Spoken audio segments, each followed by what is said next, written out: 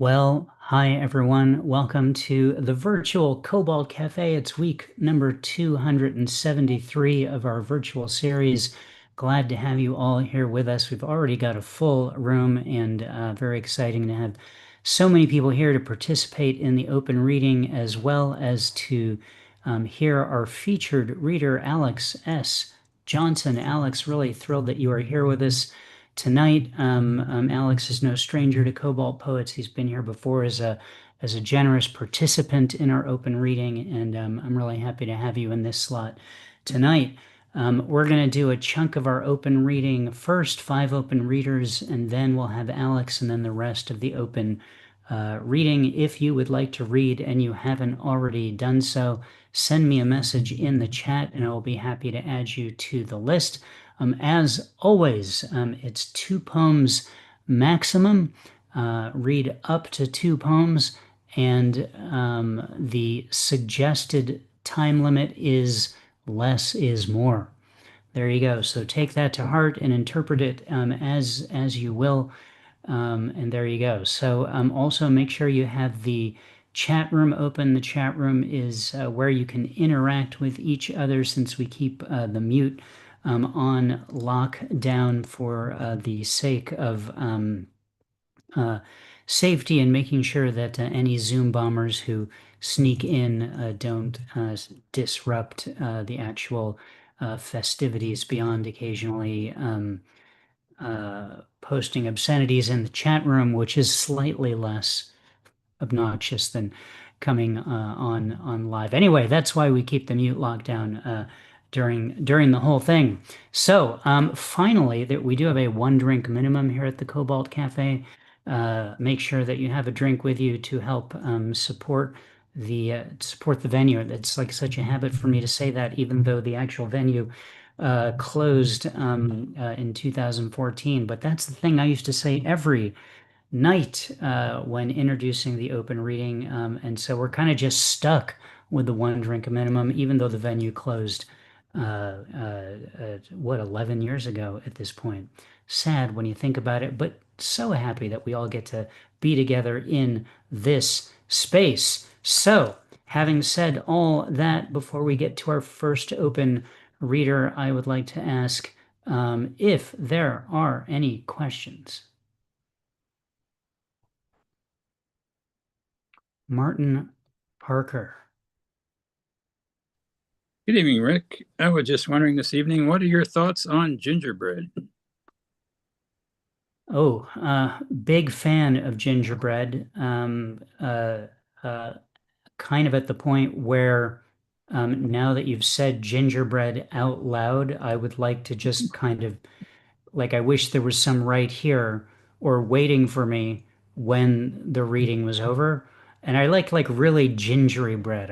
Just the slight ginger burn. I mean, my God, if you're going to do something, you know what I'm saying? You might as well do it right and not just have sort of a minor whiff of ginger that, like someone once thought of gingerbread in this room and that's about it. So there you go. Big fan of ginger snaps too, as long as we're going down this road. Awesome. Glad to hear it. All right. Very good, Martin. Thank you so much for that question. Anyone else have a question before we get going?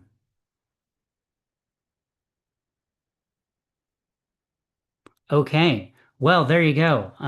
That was a good enough question, I guess, to satisfy an entire question and answer period. So I'm thrilled with what we've accomplished here with just that one question. On deck, our second reader, thanks to the random gods at listrandomizer.org, will be Ellen Maybe. I'm excited to hear you in this space, Ellen. Um, Please welcome our first reader, Christopher Bogart. Hello, Christopher. Hello, Rick. Um, I want to just reiterate what really quickly what uh our feature reader said, and that's about this. It's still available. All the money, the proceeds of it still go to the ACLU. We reached about $1,000 so far. and I'm very happy about that. So, what I'd like to do is read a poem from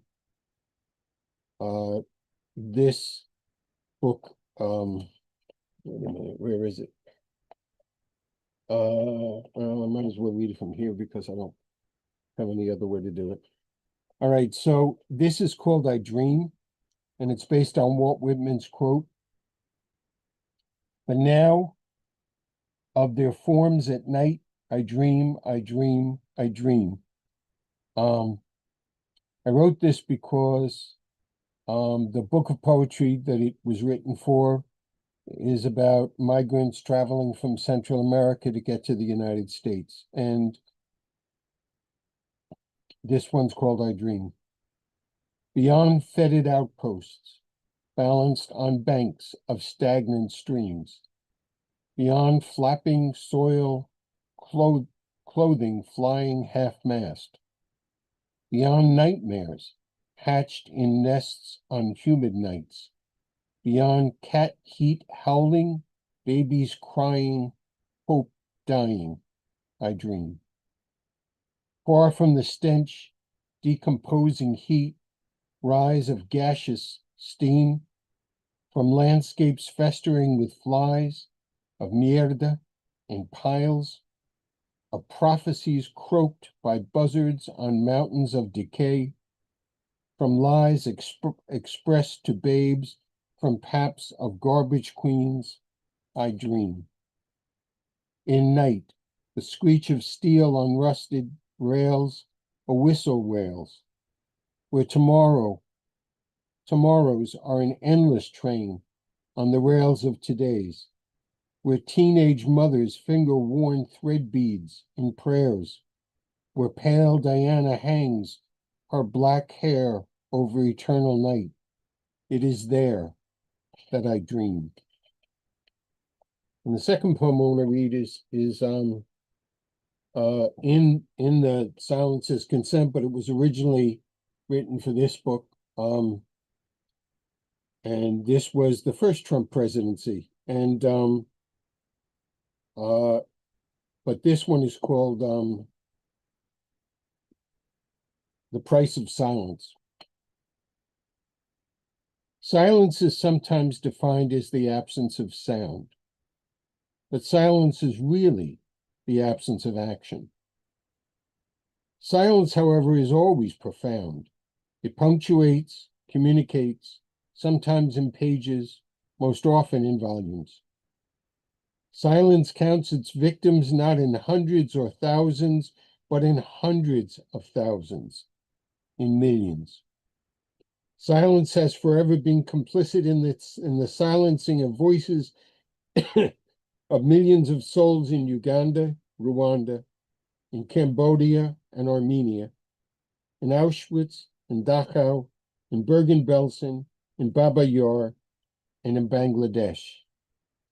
Silence is cowardice, its lips sealed as our most basic freedoms are held hostage to the absence of protest, the absence of action, the absence of sound. Silence is all of these, but most of all, for all of these, silence is consent. Thank you. Christopher, thank you. Always appreciate, I mean, always appreciate the work that you're doing to put it very generically, make the world a better place. Thank you so much for all of that, and kudos to you on the success that you've had doing that as well. And thanks for opening up the reading. Round of applause for Christopher Bogart. Thank you, Christopher. On deck will be Jan Steckel. Please welcome our next reader, Ellen Maybe. Ellen, hello. Hi, everyone. Happy to be here and thank you. So, this is called He Painted on Doors. Jean-Michel Basquiat lost his spleen in a car accident when he was a kid. What's in the spleen? Could the loss have made him prone to heroin, prone to sad eyeballs? The image of him alone in a bar on New Year's Eve. Life is a little bit like years turning a corner.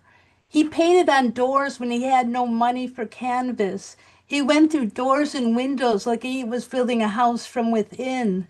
Footsteps rang like a heartbeat, paint scattered on Armani suits as the clock leaped like a high school athlete full of promise and birdseed bones.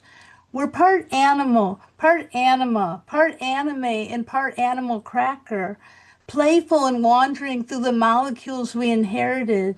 We are dung sunly in a gene pool, and there are no lifeguards to warn us. We have moments where we think we're in a koi pond. We swim as serene as a neon goldfish.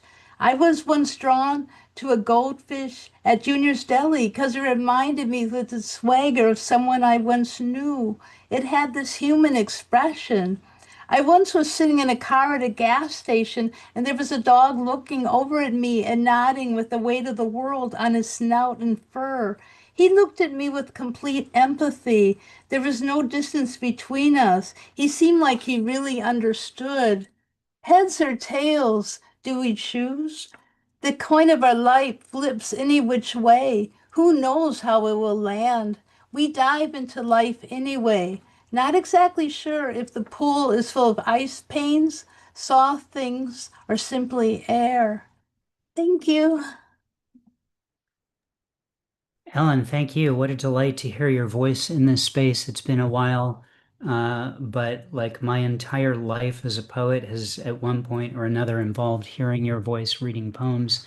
And so it's really cool that that's still happening, or that at least it happened today. Thank you so much for being here. Round of applause for Ellen, maybe. On deck, Martin Parker. Please welcome now Jan Steckel. Hello, Jan. Hi, Rick. Thank you. And Ellen, that was gorgeous. I'm going to read the first poem that Alex Johnson, our feature, ever accepted of mine. It was for an anthology called Neurospicy. And I'm really honored to have work in 3 other anthologies of Alex's, including the Bowie one that's coming out. The Horizontal Poet. You can't put your mat there, said the nice lady. That's for handicapped people. But I'd been promised I could lie down when I agreed to read. How about there? I asked. Oh no, she gasped. Not there. We're filming. You'd be in the picture. God forbid, I muttered, grinning evilly, that a disabled person should appear in any of the pictures. Well, certainly not lying down, she said. Not lying down in public. The way she said it, you'd think I'd asked to have sex in the front of the theater all through the reading, my legs in the air, my favorite position, the persistent thump, thump, thump of my pumping and humping, rattling the floorboards, shaking the camera, my caterwauling cries obliterating the other poets' readings. My juices, a river flooding the floor and soaking the shoes of the audience. I'll lie down on my job, nice lady. I'll do it on the hand-hooked Turkish rug at the by-invitation-only living room poetry salon. I'll do it on the independent bookstore's hard wood. I'll get Berber carpet burns in the library lecture room. I'll make listeners hear the person next to them breathe. I'll make your husband unbutton his top button and loosen his tie. I'll make you, sitting properly in your chair, begin to squirm, then writhe and gasp. I'll wave my round heels right in front of the camera, and I'll always be in the picture. Thank you. Jan, thank you. That was so much fun. Really good to hear that, and great to hear your voice again as well in this space. Thanks for coming out tonight. Thank you, Rick. Round of applause for Jan Steckel. 2 more readers than our featured reader, Alex S. Johnson. Melody Anderson Bromidis, you are on deck. Please welcome now Martin Parker. Hello, Martin. Hello again, Rick. Thanks to you and everybody making this space possible here tonight, as well as every other night we're here. I've got a couple poems here. This first one, it's a recent one called Saccharomyces cerevisiae, better known as baker's yeast or brewer's yeast, depending on how you use it. I add the yeast to carefully warmed water as well as some honey, just a dab, in this half-filled mug, and once again wonder whether I got the temperature just right. I leave it on the stove, go back to my meeting, return to the kitchen the next chance I get, and witness the wonder of single-cell mitosis as bubbles dribble out over the edge. Add it to a bowl of flour on the counter, some oil and a couple twists of salt. I knead it well, use a plate for a cover, then wait for the magic to happen again. And that was actually written while I was baking bread during a poetry workshop the other weekend. So you notice that I didn't mention gingerbread specifically in there, so I follow this up with another recent poem called Ginger. The brightness of ginger hides subtle fire, like passions that smolders within my chest. The toxic taste of celery's tang invades my mind like the pain round my eye that comes and goes, recalling the words my father screamed that echo inside the hidden tunnels in my skull from early memories of pain, but now I choose to leave the anger behind. That love and light flow through these hands. And I'll put my usual links in the chat in case anybody wants to look at my artwork, like my turkey design of the month, my world word wild turkey. Sorry, that's a mouthful. It's the season of mouthfuls, Martin. I Up here. I may have to cut the reading short to go find gingerbread. I'm not sure. I'm going to try to keep it going. Yeah. I made a rustic Italian loaf about a Yeah. week ago, so I'm all about causing bread into existence and then eating it. I had So a feeling. That's partly why I asked that question. there you go. All right, Martin, thank you so much for being here and taunting us with your deliciousness. Round of applause for Martin Parker. On deck is our featured reader, Alex S. Johnson. Please welcome now Melody Anderson Bromidis. Hello, Melody. Oh, great. This is a Melody, so it's my time now? Okay, great. Thank you. This is a poem I'm dedicating to my oldest daughter, Kalia. Leah, it's called Anger Burns. Your anger burns at my soul.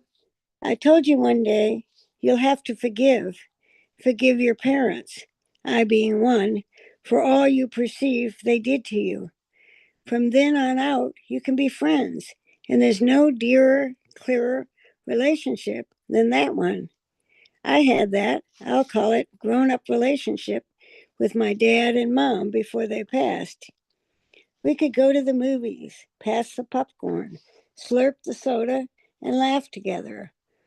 All your anger towards us ties you up in rope burns. Time is a passing. We are older parents. You don't have time to continue to hate us in hot, angry screams of, I hate stupid white people. Since I am the only white parent, I imagine this may be directed at me. Time's a wasting, girl. You'll be 29 on the 26th, Thanksgiving Day. You may have one thing to be thankful for. Shh, I cannot say. A dearly beloved, stupid white person. You adopted it too, called me Moo. You, my dear, may be missing some funny Three Stooges movies we could share. You, me, pass the popcorn, slurp the soda.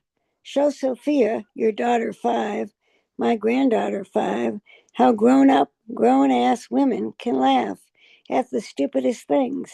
Okay, stupid white people. Maybe, daughter dear, drench that hot anger with soda. Time's a wasting. Pass the popcorn. We laugh because it's funny, Sophia. Stupid, yes, Sophia. I love stupid white people. Okay, daughter dear. Time's a wasting, daughter. All together now. Anger replaced by love. wide smiles of, I love stupid white people. Love, love, love. That's it. And there are so many of us, Melody. Thank you so much for You're being welcome. here. And now you've made me want popcorn. So I don't know what's happening today. A lot of people just teasing me with food imagery. We'll see. Melody, thanks for being here. Sure. All right. Welcome. Round of applause for Melody Anderson Bromitis. On deck after our featured reader will be Ike Waltz. Ike, you're up first after our featured reader. So get yourself prepared. You're probably already prepared. Which leads us now to our featured reader, Alex S. Johnson. As I mentioned earlier, Alex is not a stranger to Cobalt Poets. He's been here a handful of times over the last year or so. And he's a very generous person as a poet and creator. Yes, he has his own work, but a great deal of the time that he spends is pimping the work of other people through the generous things that he says about them on his show and in spaces like this, and through the many, many, many books that he's produced over a long period of time. I know Nocturnum books exists, and I'm familiar with a few of the titles that are there because I'm lucky enough to be in them. There's the Bauhaus tribute anthology. There's the upcoming Bowie anthology. Really cool books that a whole lot of thought goes into, not just into the content, but in the physical production of the book. I mean, I received a hardcover copy of the Bauhaus anthology in the mail and was just blown away with the production value of that. And if you try to find a place on the net to figure, well, where is Alex's main place where you can find him? Does he have a website? No, but go to Amazon and just try to see, well, how do you narrow down what he's all about? And like dozens of books start coming up in all kinds of genres. Alex has his hands in all kinds of things and has been doing so for a really long time. And as I mentioned, he's incredibly generous in his presentations. I don't think I've seen Alex read without reading the work of other people. And that is an extraordinary thing to do when you're given space and you choose to give the space that is yours for that time period to lift up other people whose work you admire. Almost every word that comes out of Alex's mouth is in praise of someone else. And I'm truly thrilled to have you here tonight, Alex, as our featured reader. Ladies and gentlemen, please welcome our featured reader, Alex S. Johnson. Oh my gosh. Oh my gosh. Thank you so much, Rick. Well, I've always thought of it as paying it forward because I would not be here. I mean, well, in, multiple senses if it weren't for people like, John Shirley and, Caitlin R. Kiernan, Billy Martin, Poppy Z. Bright. And Ellen Mabey is one of the main reasons that I'm here and I'm continuing to write, to edit, and to curate anthologies. And it's really everything I do is kind of it's a sort of an offering, it's sort of like it's almost a religious thing or a spiritual thing because I see this as iconography, like these bands that like Bauhaus have a real spiritual resonance and they have a real cultural weight which goes way, way beyond, the time that the first time you made out to She's in Parties by, by Bauhaus, or you got spiritual to Kundalini Express by Love and Rockets, and I mean we can some of these people that I have had the privilege and honor to actually know, I mean to be, colleagues of, it's incredible, Rick. I mean, when you consider how culturally truly monumental, somebody like David J. Haskins is, I mean, he almost single-handedly created an entire, genre of, not only the song Bela Lugosi's dead, but but entire kind of a cultural phenomena which resonates today. And now we have, I mean, I think those children who weren't even born when Bela Lugosi's Dead came out in 1979.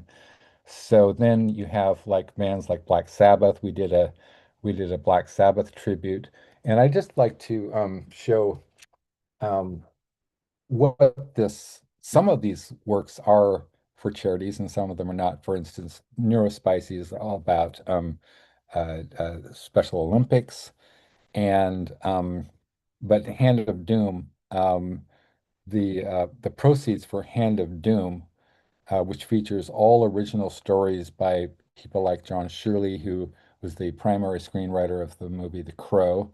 Anna Taborska is the Bram Stoker award-winning author. Paul M. Salmon was the editor of Splatterpunk's Extreme Horror and wrote the definitive book on the making of Blade Runner called Future Noir, The Making of Blade Runner. We are in partnership with Children of the Night Incorporated for the Hand of Doom, a literary tribute to Black Sabbath, which we have, President Ellen Mabee is a contributor to that book. And this is the letter I received from Dr. Lois Lee, is the founder and president of Children of the Night .org. It's it's a it's a nonprofit organization that's founded in 1979 that works with children who have been sex trafficked and children and young people who have been sex trafficked and sold into prostitution and pornography. And as it says in this, so it's this is a form letter because I made a contribution to her, but you'll see where in where she appends a handwritten note. P.S. Thanks, Alex, for all of your hard work, Lois. So I'm extremely proud. I'm extremely proud to have, played any kind of role in, providing a little light, right, for children who, in their darkest moment where you're groomed, you're exploited, and you don't even know what's happening to your body, and you might even like it. And that's the worst thing of all, because you're being told that your flesh is not your own, your body is not your own. So I'm extremely honored, and I it's incredible that we have had Christopher Bogart and Jan Steckel and Rick. You do such an incredible job, and Ellen Mabee and all of you today. So I'm really, honored to be in your presence. I would like to read as my first poem. How much time do I have? So being neurospicy, I don't really have a sense of time. So The official time is 15 minutes-ish. okay. Okay. So the first poem in this book, Silence is Consent, which I share with your host, Rick Lupert and Jan Steckel, and it was created by Christopher Bogart, and all of the proceeds go to the ACLU, I believe, right? So there, in the back, it says, there comes a time when silence is betrayal. Dr. Martin Luther King Jr. Eli Wiesel stated, we must always take sides. Silence encourages the tormentor, never the tormented. As poets today, we must not remain silent. We are called by our sense of morality to respond to the struggle for Americans' identity. We must speak to, as well as for, the conscience of our country, to the values of inclusivity, generosity, and basic human dignity. We must speak out against the lies, the fears, and the demonization of others. End quote. In short, we must speak to as well as for the truth. So this is my poem called Ideological Rot. Attacks within the unsung symphony collapse, heart notes together, brutalizing us, searing our minds with corruption as the hammers smash down walls that separate the sane from the unsane. Heated rhetoric sears the air, pushed against the wall of seeping word wounds. Hatred unfurls like a flag of scorch, permanent stain on the horizon. Please be kind. Words signify. License can kill. Bad words that thrill the mass mind. Sitting on the pink meat like a virus, neither dead nor fully alive. So that is, thank you. That is, my contribution. Thank you so much. And so this is a poetry collection I put out in 2017 from Nocturne Corn Books, as Rick said. This is called Skull Vinyl. It's collected poems between 2012 and 2017. And I actually, this is really amazing, that I put this together, in 2017, and I wrote a bunch of new poems for it as well at the time. And then it just kind of sat there, and I didn't know if anybody was buying it or reading it or whatever. Last year, I was contacted by a guy named Craig Thomas, who's the I think senior cataloger for Harvard University Library System. So he not only the Widner Library, which is their flagship library, which is one of the largest. It's called a mega library because you have like the Smithsonian Institution, you have the Bibliothèque Nationale in Paris, and you have the Library of Congress, but this is the only mega library that is also an academic, institution, Harvard University, and he actually asked me if I could send two of my books, this one included, to him to be archived at Harvard main library. So it's a profound honor, to be, anywhere near that. And so I'm going to read. I was very preoccupied with with I'm not going to say his name. Um, he's got some sort of malady, and he's discolored discolored with tiny paws, and you know what I'm talking about. Okay, this is called Atrevesados. Arise, awake, don't shake those gory locks at me. Bake your head like beans, cure the living dead disease, striking the heartland. Beans, popping Mexican, jump course strut, las bandas invisibles. Keep those tacos trucks coming, bustling and shoving. I am the least racist and make a run, long straight as blood spatter, run for the wall, swift as Olympians, Berlin 39, smack into the meat, made from burritos, tamales, and amales. Quetzalcoatl target fodder. I am the face of the new fascist, excavated from the sleepless. Believe us not, the fakes, horrors of the false news, black masses yearning to bleed free, Photoshop permutations of the sickness. Get going, slackers, on your marks. Upset flow. Use your sombreros, it is what they are for. Sleepy time is over for democracy that peeps what it slow-mos in living color. The carnage is appalling. The alt-right never dreams but that it polices. So screw your eyes to the war horse. Nuclear holocaust is like none other. In brief, fuck you, brother. Eje, eje, ejecutar mierdas mexicanos ilegales con caras como maíz. La pared no quiere ver. The grounds for my impeachment are baseless. Well, this one is called Trump Land.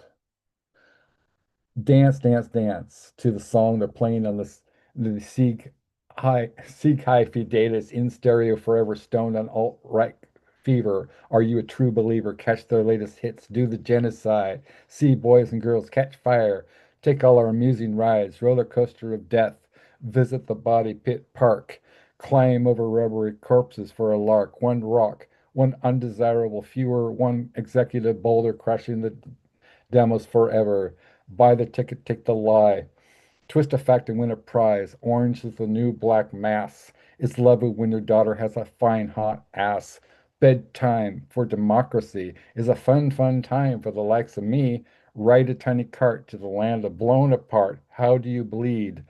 Gilded as charged. How do you burn? Red, black, and charred. And this is a kind of, I guess, thank you. This is a kind of like a triptych or whatever, quad something, um, quaternary, I don't know, before the wall.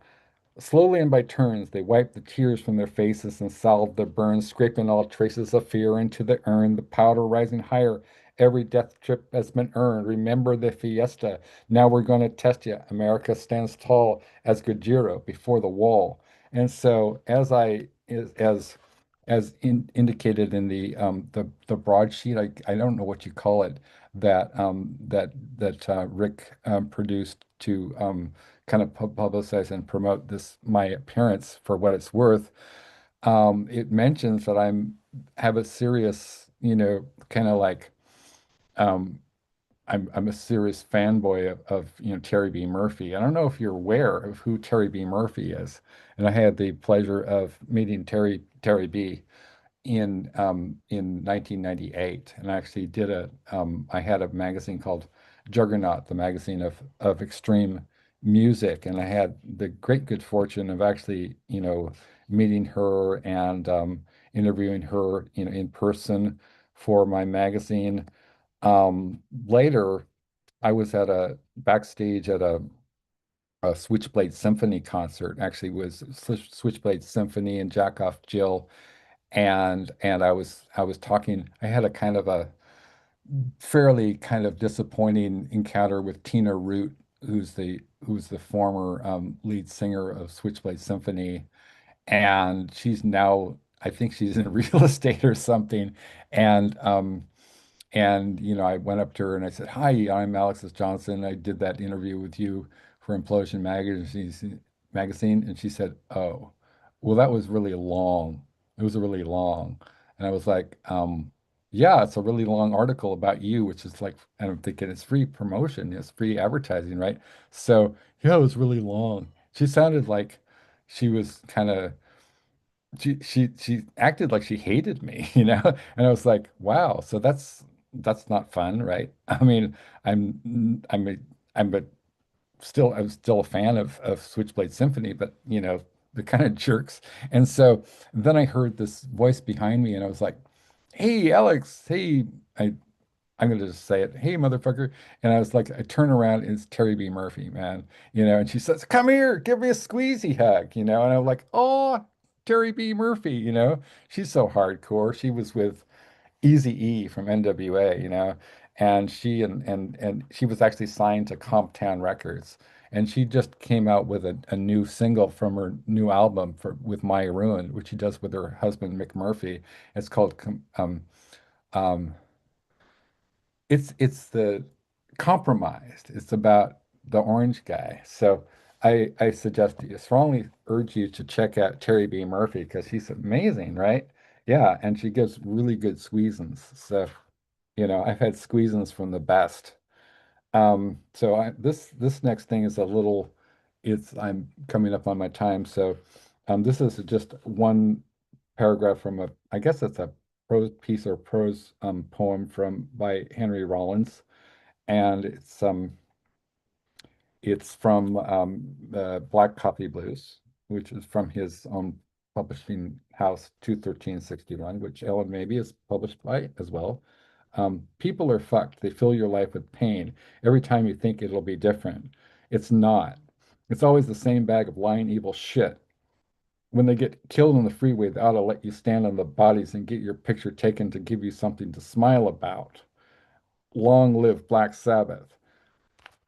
Henry Rollins, ladies and gentlemen.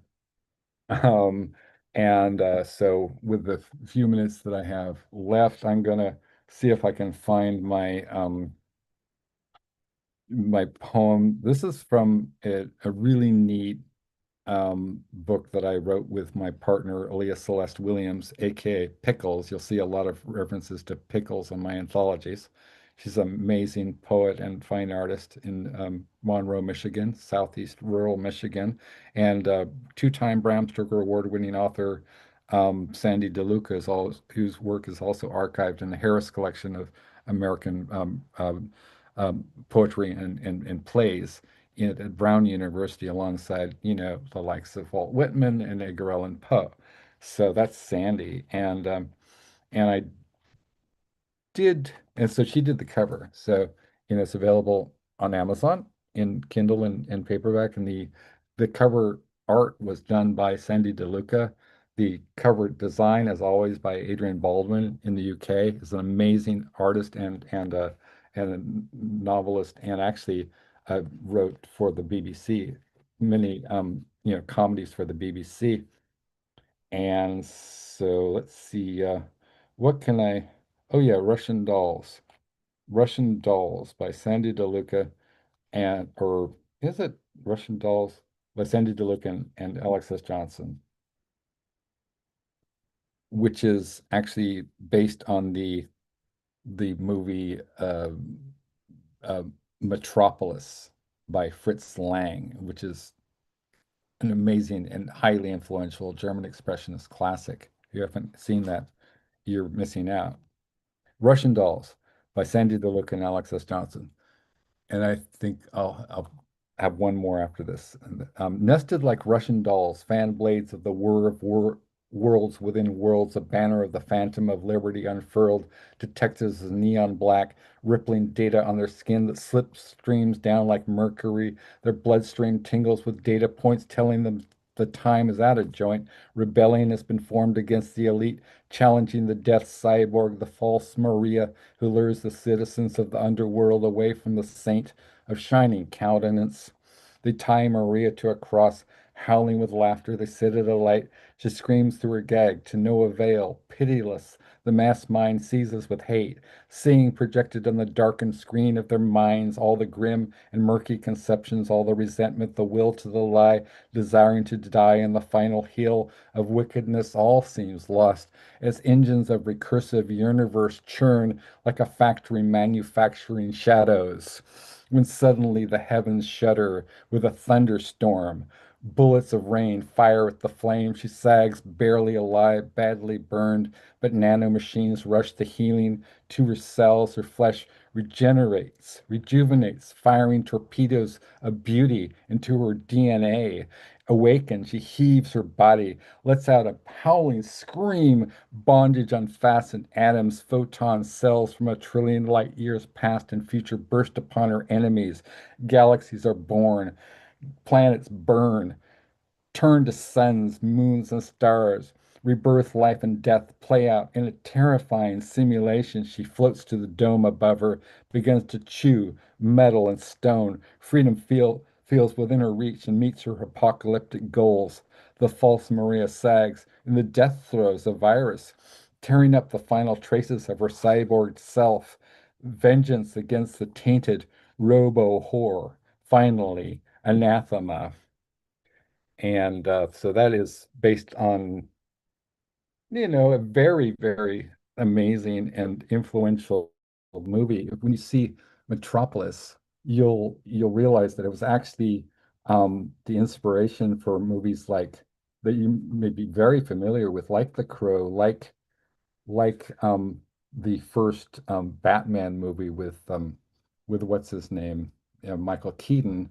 Is it Michael Keaton? Yeah, and also so the ending of Blade Runner as well is highly actually the whole look, the set design of Blade Runner is really very highly influenced by Metropolis. So my final poem that I'm going to read is actually based on Greek mythology. This is called Aurora's Roar Against Death.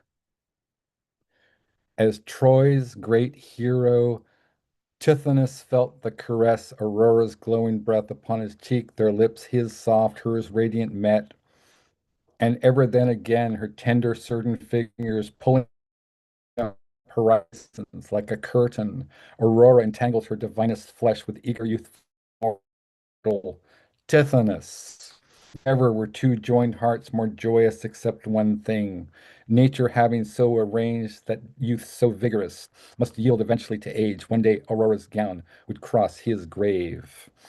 Great Jupiter saw their lovers play and heard Aurora's plea, grant me that man may live forever.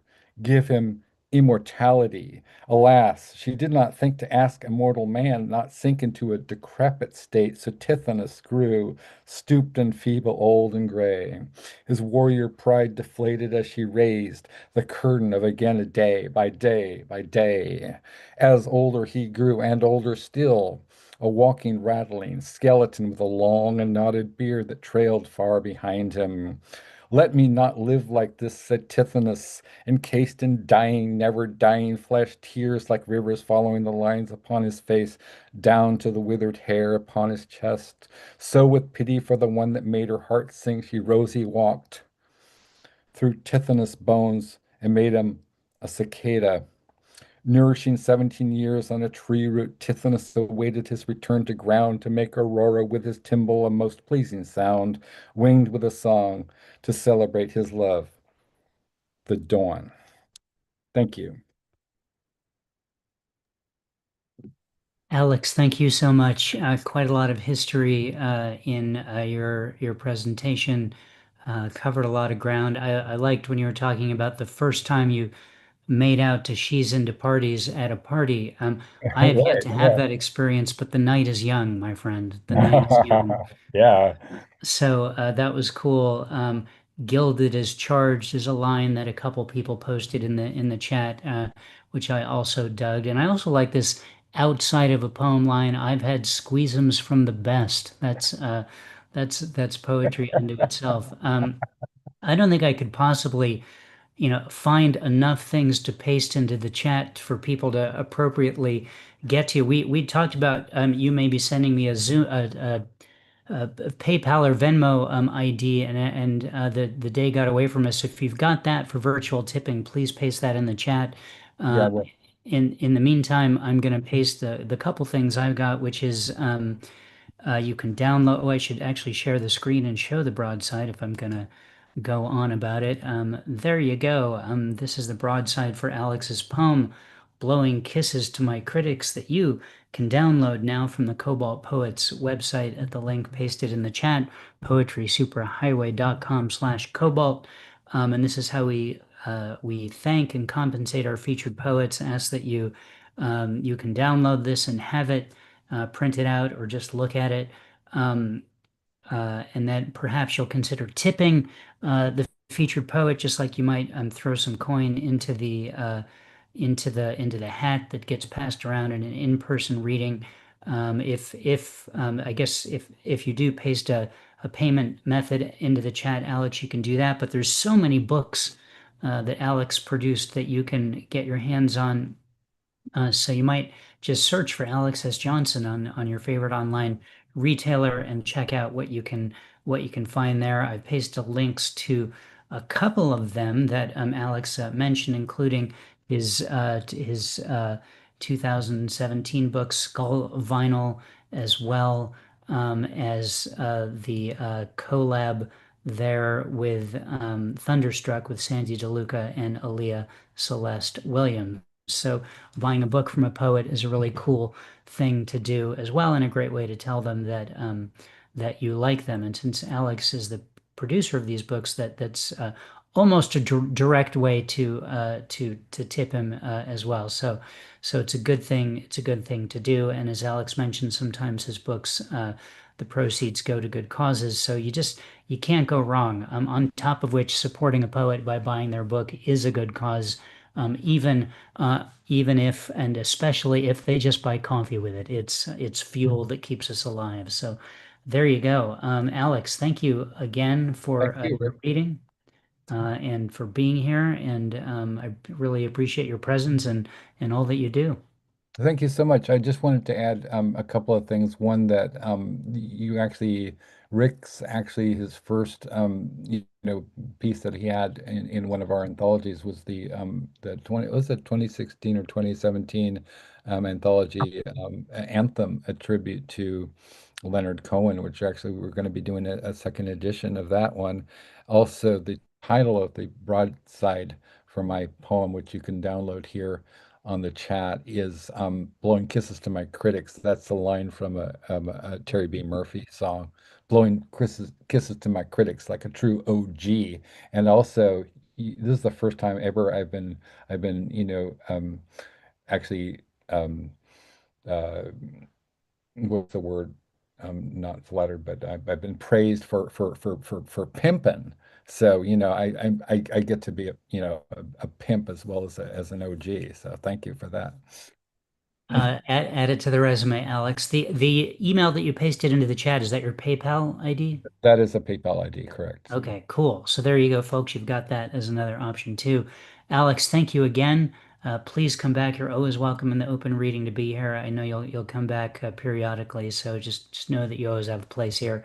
Thank you Round so of much. applause for our featured reader, Alex S. Johnson. Thank you, Alex. All right. That I'll just quickly mention that next week our featured reader will be our own regular Heather Romero Kornblum, who we'll actually hear from later in the open reading. So you'll get a little taste of Heather. There you go. The open reading, here's who I have on the list: Ike Waltz, Martina Robles Gallegos, Jackie Chow. I think you're reading Jackie, even though Catherine Bell is not here. Let me know if that's not correct. Jeffrey Bryant, Julian Matthews, Sean Mahoney, Bill Gaines, Ed Potastic, Heather Romero Kornblum, Debbie Siegel, Jennifer Elise Wang, Michael G. Hickey, Heidi Casa, Chris Kondo, and me. If anyone else is here who would like to read, please send me a message in the chat. I'll be happy to add you. Sorry if you did that and I missed it. A lot of things to kind of keep my attention to keep this thing flowing. So sometimes I miss messages, but just send a message again and happy to add you. As a reminder, 2 poems maximum and less is more is the suggested time limit. On deck is Martina Robles Gallegos. Please welcome now Ike Waltz. Hi, Ike. Thank you, Rick. Thank you, Alex. Thank you, Christopher, for including me in Silence is Consent. And now, Hail Mary! Or is it Ave Maria?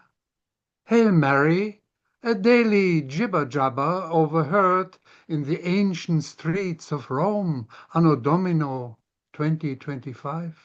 Inspired 1741 by one divine moment of the ending of Bach's Goldberg Variation number 25. A two-tone repetitive message signaling that infinity, after all, ignites hope, mocking only the dull edges of wasted time. Ave, Ave, Ave, Ave, Ave.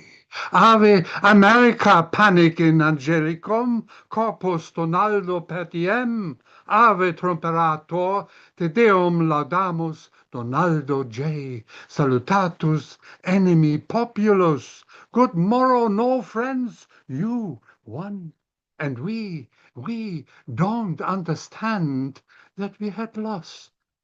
You may graze safely. Sheep we are, meh, meh, meh. Ave commander in mischief. Ave verum pinco corpus pilossus. Corpus Satanis sum. Corpus Christi, one so miraculous. Now panic in Angelicum. Ave trumperium magnificus. Ave America humilis. Ave, Pussy, Camelot, Thum. Libertas Superman, avete vos civis. Ave T-Rex, moriturus te salute. Ave America asinus est, asinus sum. Ave America elephantis vitio.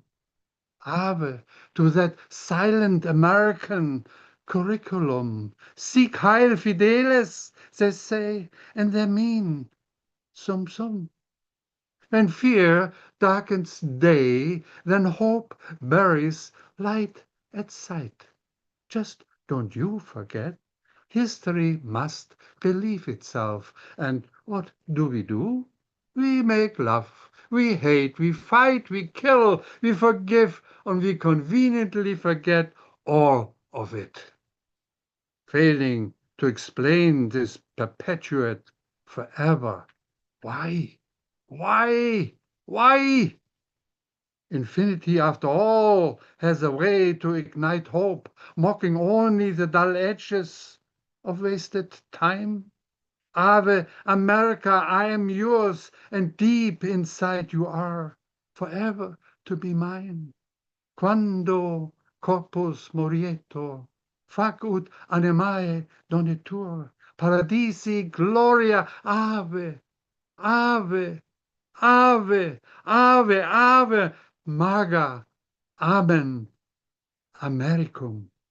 And now my brain runs amok, beep, beep, bap, chibum, ping, ping, repeat this frickin' thing, boom, boom, ding, dang, thum, chibum, pussy, mousy, amen, tramstin, eptrum, vulgus, daily, curriculum, amen, amen, America. Who killed Tramstin? The dog who barks in pseudo-Latin when he treats such nonsense?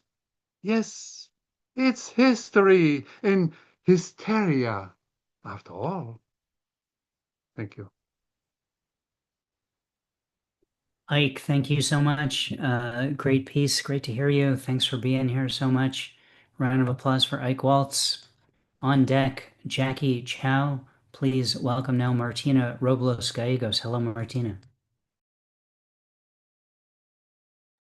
Hello, thank you. So I'm going to read two short poems from my chapbook titled Grab the Bull by the Horns. It's on Amazon, I don't have a link. So the first one, Despair. My mind is bogged down as I hear a neighbor sweep and drag screeching, grinding metal, and birds chirp for the freedom. West-facing lime curtain smiles brightly, but east-facing one is blue and gray. Two teens upstairs chatter, oblivious of the world. Neighbors shatter glass. I return to myself. My present takes a nap. My past was decided already. I don't think about my future. It's based upon my past. My fingers tremble at the thought of that night in July, and I still despair. Second one. In the name of liberty. How did you get to America? Who hasn't heard that question? Which immigrant hasn't been harassed with it? This is how some of us got here. We crossed the ocean. We jumped the fence. We flew into the country. We risked treacherous mountains, and some of our friends were shot. We swam across raging rivers, and some of our friends drowned. We sailed across oceans and drank our own pee. We crawled rat-infested tunnels. Someone walked us through. Some walked in like nobody's business. We walked the line. Damn, they sound like dog tricks. We are not dogs. We are human beings doing what it takes to survive. We show what we are willing to do in the name of liberty. This is how we put food on your table and then ours. This is how we can afford a roof over our heads. Long live America. Fuck ice. This is how we put food on your tables and then ours. Well said, well done, Martina. Someone posted a link to your book so people can check it out. Thank you for being here. Round of applause for Martina Robles Gallegos. Thank you. On deck, Jeffrey Bryant. Please welcome Jackie Chow. Hi, Jackie. Hi. So I'm gonna read some free verse poems. The first one is inspired by the Bible passages on love. It's called Love. Love is a father singing a serenade, a mother cutting along the shape of my infantile camel drawing and taping it by my crib. It's an older sister sifting through Barbies with me at the toy store to choose the one with the prettiest face. It is the hoarse voice attempting the gentlest lullaby, the frost-bitten hands tucking a baby to sleep with the softest blankets, the gnarled fingers applying lotion to a child's skin. Okay, that's and I have a poem actually accepted by Alex Johnson a while ago for the tribute, like a tribute to Madonna. So I'm going to read that poem.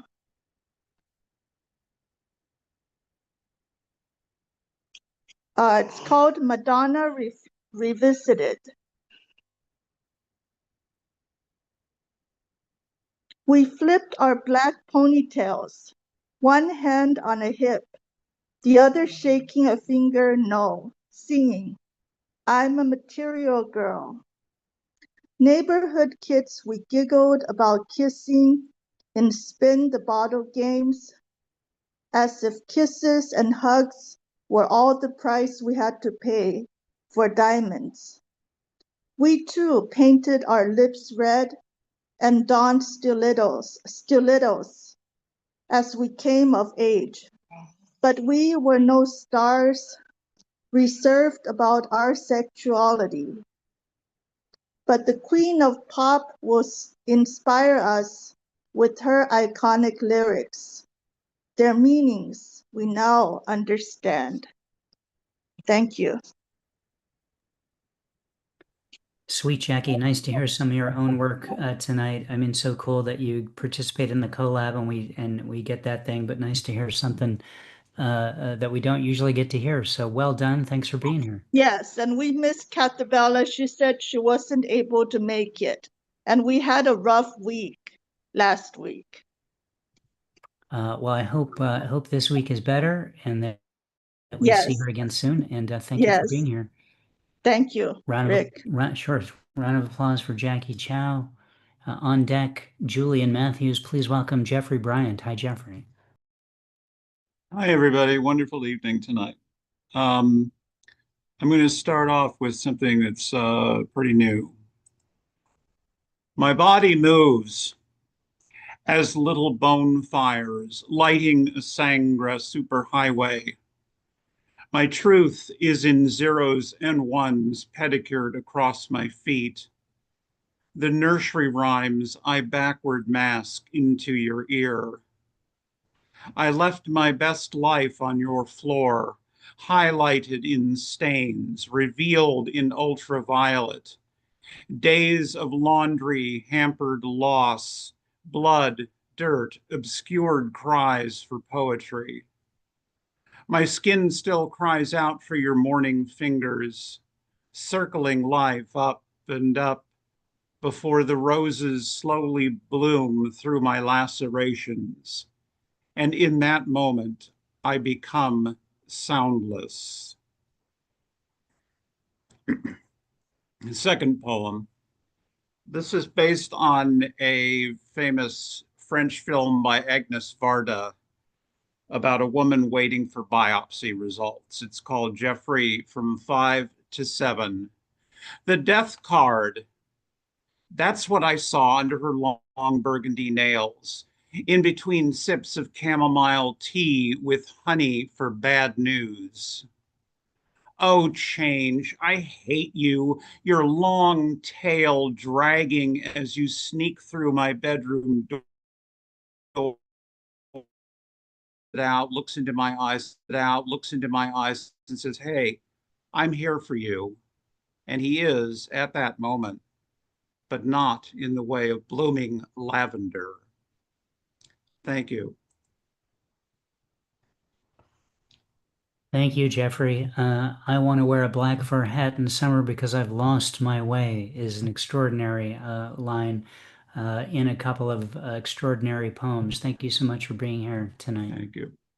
Round of applause for Jeffrey Bryant. On deck, Sean Mahoney. Please welcome Julian Matthews. Hi, Julian. Hi. Share screen.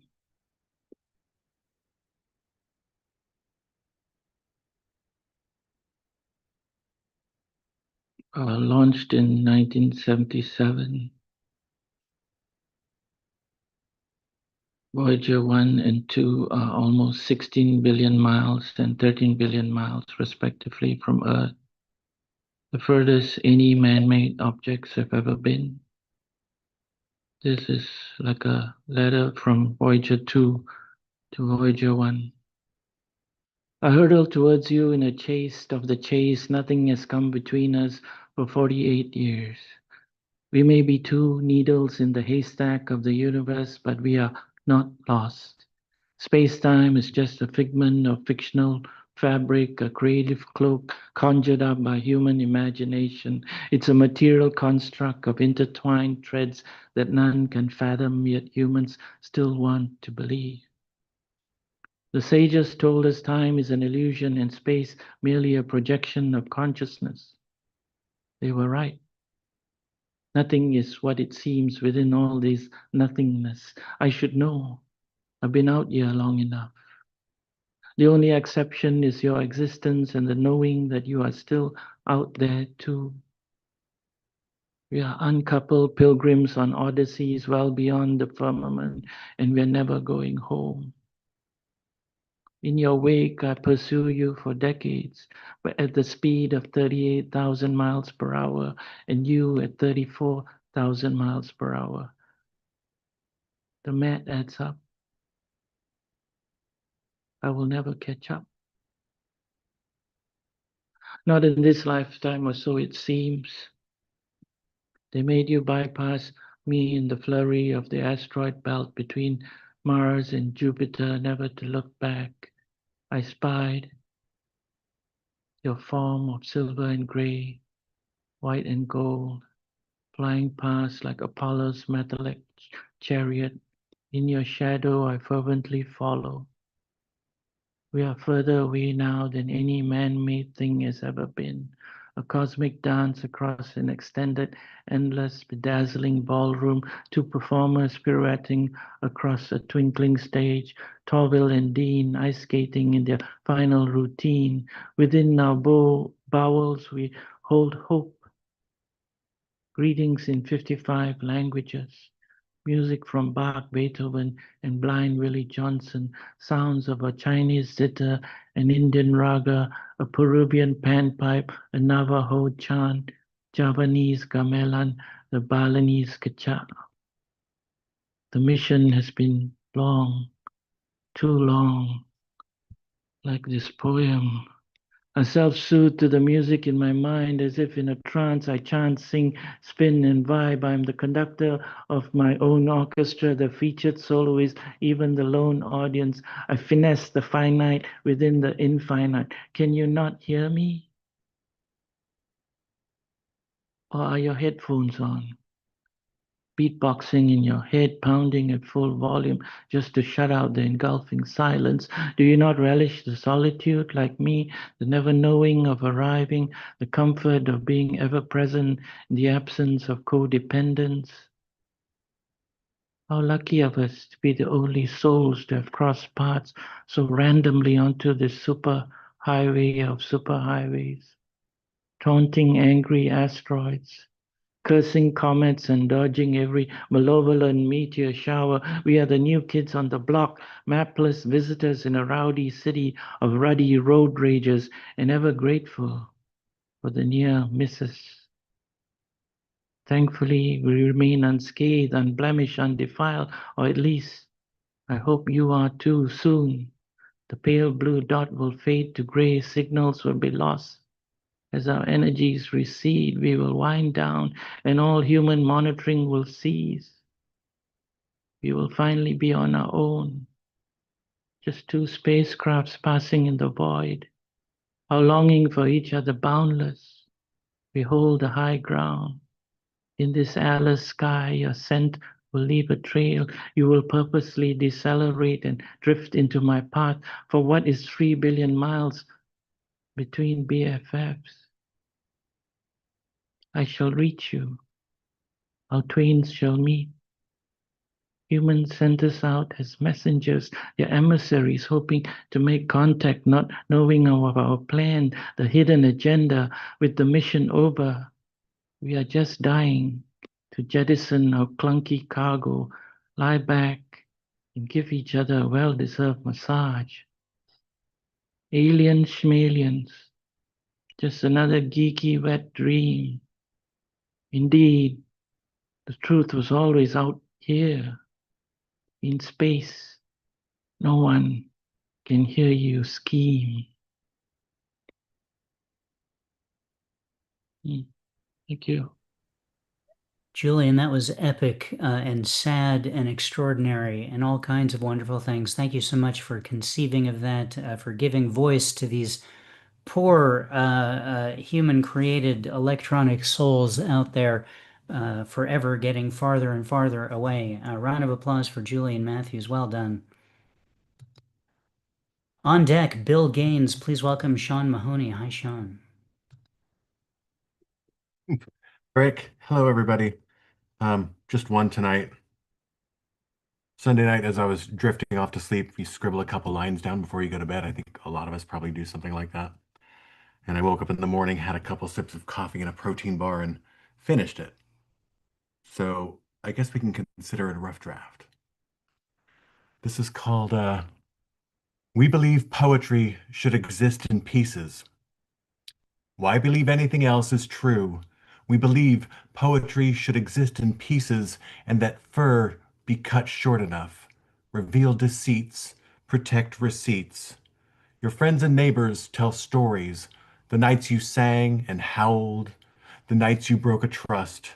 Pieces that mirror, distort noses, a little piece of brain, biometrics before buying bananas, barium, and Bitcoin. Friends have called you gold, meaning great person in Utah and other countries of rush and fever, places where horses run free and windmills exist, powering butter churns and data centers. There rest no tiny bones at the base overall. Was that dismissal only for land birds, whose numbers cloak those insane for your money? The green you worked for in exchange for goods, services, and confections. All people should experience IMAX once, pumping gas for their own car, a traditional meal whereby all sit on the floor and use their hands in near darkness as stories of ancestors are chanted and hummed. Pass the hummus. Please give me 13 olives, 14 blackbirds, and 2 bottles of Merlot. We believe poetry should exist in pieces and that every child should wake and find iams under their pillow, young and in need of an honest structural use. Line that provides encouragement and food salt. Line triggering the multimeter into rhapsodic close encounters type tonological realization. Interactions all rendered in the tone of humanity. It's time for me to begin my murder spree, my deception and swindle, free from recrimination, freed from the mellifluous burdens, the silver and bronze limitations of this merely mortal coil broken into pieces and cast as poetry. Thank you. Have you considered calling this the poem that sandwiched sleep? I had not. It's just an idea, But why? Why that? because you wrote it before you went to sleep and after you woke up. So sleep was in the middle, and the two parts of the poem were the bread.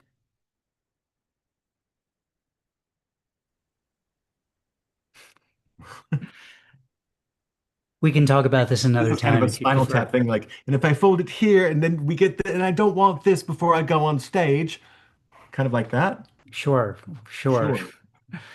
Absolutely. Sean, thank you so much for that and giving us a little bit of your process as well. Uh, uh, Thank you. I don't know when people write, if it happens before they go to sleep or when they wake up, but maybe people will reveal that as the evening progresses. Could be a Good, theme. could be. Yeah. Could be. Thank you, Sean. Round of applause for Sean Cheers. Mahoney Thank you. and the poem that I'm now calling the poem that sandwiched sleep. Sandwiched sleep. Sandwich becomes a verb there, just so you know. On deck, Ed Potastic, please welcome now Bill Gaines. Hello, Bill. Hey, how's it going, everybody? Thank you for having me. I have but two little poems here. The first one is called Albatross in the City. Idly by with a gimlet in hand, a soft shell of abstraction, empty inside, nothing at all, not even a vacuum, nothing. Or rather, everything that I sort of ignore.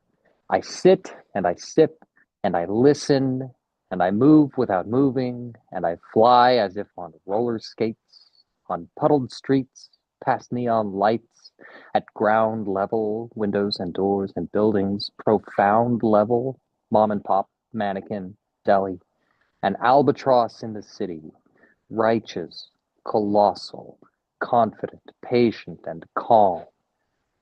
But then I blink, and I'm right back where I started, sitting idly with a little less gin in my glass.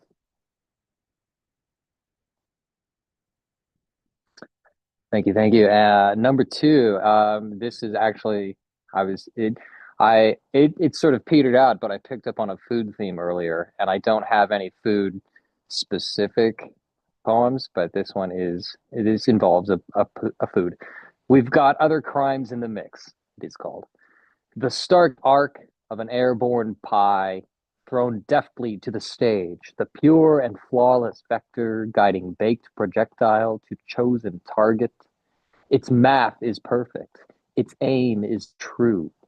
This wholly defensible pie in the face of a clown is no crime at all, except on paper. The theft of a pie, the pie assassination. But we've got other crimes in the mix. Don't be so short-sighted. Pay no attention to the clown.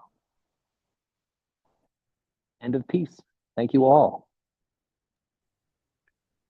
Bill, thank you so much. Maybe you'll have some food poems for us next week. Consider it an assignment, if you will. And thank you so Challenge much. accepted. Okay, and nice underwater mask picture you're showing us there. I'm not sure, but Oh no, thank you for asking, Rick. That is a Vanaman Perfect View magnifier with a 2x viewing lens and a 6x bifocal in the corner. You can get one yourself at vanaman.com. Search for part number 97955.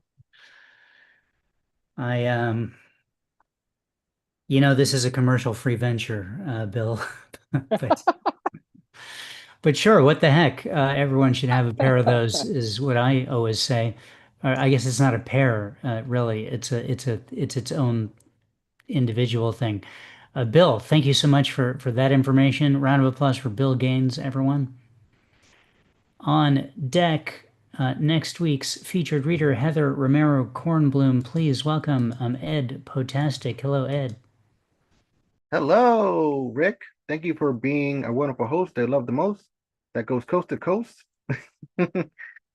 Hello, my name is Ed Potastic. Hope you're fantastic. Please time to control my rhyme. For I feel sublime. I got two pieces, so I won't take too much time. This is called The Unknowns. The unknown boggles minds. It leaves our minds behind. Life is full of questions, full of unanswered situations. What is the meaning of life? What is wrong or right? What is the dead of night? What is the moonlight? What is the limelight? What is God? What is being flawed? Questions without no end. But why not ask a friend? Don't be stuck in the dark or eaten up by inner sharks. Why not ask Google to help feed your noodle? Why not ask ChatGPT so you can clearly see? Why not ask your old teacher to make you more keener? Please don't be a screamer, but a knowledge seeker. Life will have answers. Don't be stuck in banter. Closed minds don't get fed. Spare the hammers in your head. Thank you. This other one is called Out of This World. I come in peace. Please be at ease. I come to this planet, even I haven't planned it. I come from a galaxy far away, as my skin is colored in gray. This planet is strange. Well, I'm not used to change. What is language I hear? I come in peace. I'm sincere. He's speaking in rhyme. It's such a unique chime. Hey, human, do you have time? What is this thing called poetry? Why do you smile with joy and glee? It's how humans communicate. I thought humans just debate and hate. Please tell me more behind the door. If it's fueling my what's that? Oh core. What does poetry mean to me? Free. It's the stars in the sky or the clouds floating up high. It's what you humans call art. Did I hit the mark or ignite the spark? We don't have poetry where I come from. Please forgive me for being dumb. Can I borrow your pointy doohickey? What? It's not slimy or sticky. Poetry is a universal phenomena with a deep kiss of euphoria. Poetry is not just language, it could be a passage of homage. It's all I have. Time for me to go. No, Earth is going to explode. No, there's no nudity or no probes. No, my fingers don't magically glow.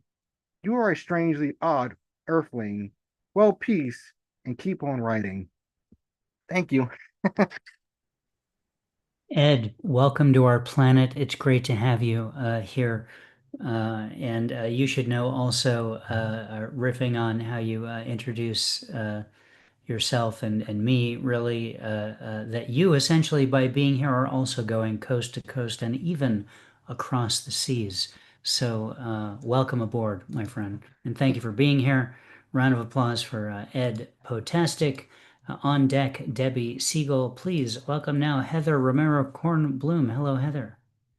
Hi, great to be here tonight.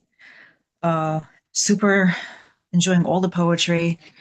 Yeah, excited to be featured poet next week. I'm going to read old poem of mine today. It's kind of speaking to me a little bit. So it's called Give Life. Look at my wounds, I say. This is what was done to me. It was this and this and this. Look at my wounds, the earth says. This is where the mountain broke and spewed out fire. This is where the glaciers poured over my terrain to rearrange me. This is where the stream trickles and rubs me smooth ever so slowly. This is where I have been chemicalized and dumped on, where I've nourished trees for thousands of years, millions of years, and they were burnt away or cut down. This is what has been done to me, and I still find a way to give life. So that's that one. And actually, I'm gonna do another short one also it's from my old poetry collection, Give Life, which is on Amazon. This one is called Stars. Every star in the sky is still a star. The size of the glow is only due to our perspective, from our proximity, our view, or maybe measured by the blast it's producing, its current luminosity at that given time, which might have occurred at a different time than when we got the signal light years away. So Interstellar space and communication is becoming another theme here tonight. Heather, thank you for jumping in on that. Nice job. Looking forward to hearing a full set from you next week. Thanks so much for being here tonight. yeah, thank everybody. Cool. A round of applause for Heather. On deck, Jennifer Elise Wang. Please welcome Debbie Siegel. Hi, Debbie. Hi, Rick. Hi, everyone. Great feature. Can I share screen? Yep.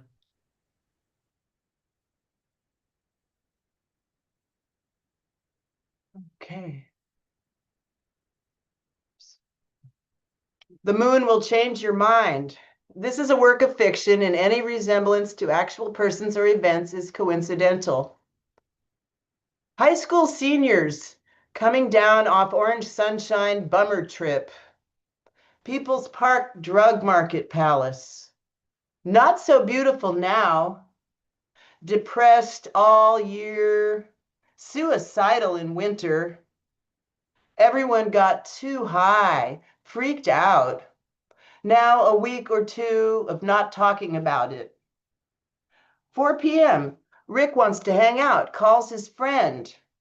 Donnie works at Taco Bell, has anxiety attacks.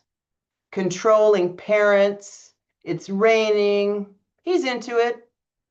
Let's call Sean. He's got a car. A known reckless driver.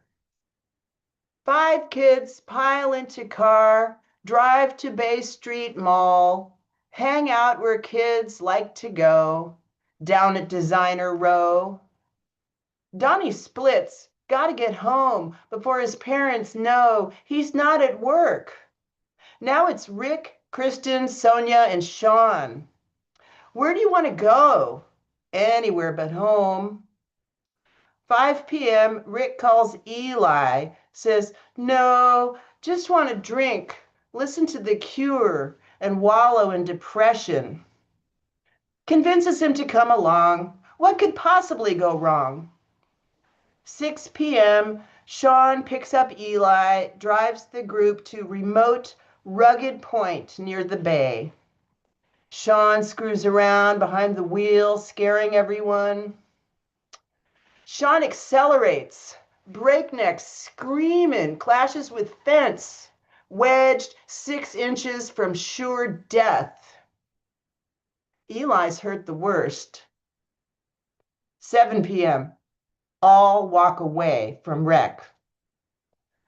For miles, in disillusioned dark, leaving Sean with ruined car. 9 p.m., Rick and Eli stay up all night, cover life like shades. Sun rises, orange sunshine bummer fades. Yesterday was yesterday, a nightmare of my past, sipping on another cocktail from the same glass. Is this what it feels like not to die? Ordinary boys, happy, knowing nothing, happy, being no one but themselves. Thank you. Cool poem, cool things happening there. It wasn't about my teenage years, but I feel like it should be about it. For some reason it felt nostalgic That's listening why to I that. gave the disclaimer, because I suddenly realized there was a character in it named Rick. I mean, not just because of the name, just because I think, yeah, that sounds like my friends. That sounds like what we were doing. There you go. Debbie, nice to see you. Thanks for being Thank here. you. Great to be here. Thank you very much. Round of applause for Debbie Siegel. On deck, Michael G. Hickey. Please welcome Jennifer Elise Wang. Hi, Jennifer. Hey, so going to do something different and share a little bit of prose. There's like a little bit of music theme. So I pulled out, this was one of the pieces I wrote for the October fan fiction, fan art, fan poetry challenge. The prompt was chain. And so this challenge is created by Gen Z. So they were not expecting me to reference Fleetwood Mac. And so I kind of had to teach them about that. And so basically, I took these fantasy characters and made them into a band and retold a scene of reconciliation. So here's the little short vignette. Zephyriel had hoped he wasn't too early, not because he wouldn't be allowed in, because everyone knew who he was, except the dour security guard, who looked sheepish when the black-clad musician said his name. Zephyriel didn't want to hear Bryant play any of their old songs, especially that song.